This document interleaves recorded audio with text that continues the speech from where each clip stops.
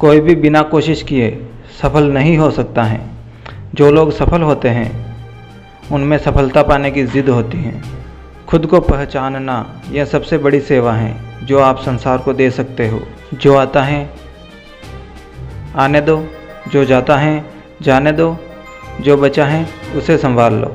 सुख तुम्हारा स्वभाव है, इसकी इच्छा करना गलत नहीं है, लेकिन इसे बाहर ढूंढना गलत है, जबकि ये अपने भीतर है। आपके मन ने आपको सब सीमाओं में बांधा है। आप मूल रूप से अनंत और परिपूर्ण हैं। केवल शांति का ही अस्तित्व रहता है। हमें केवल शांत रहने की ज़रूरत है। शांति ही हमारी वास्तविक प्रकृति है। हम इसे हमेशा नष्ट करते रहते हैं। हमें शांति नष्ट करने की आदत को बंद करने की ज़रूरत है।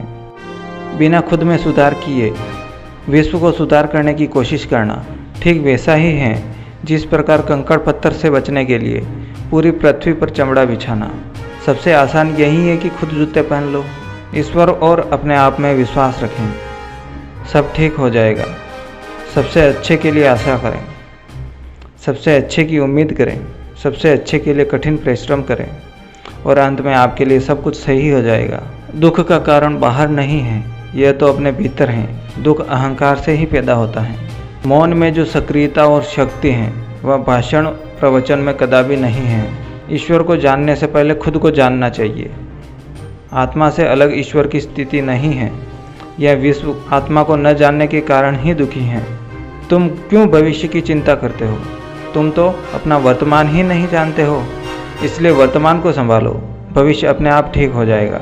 इसका विचार मत करो कि तुम मरने के बाद क्या होंगे।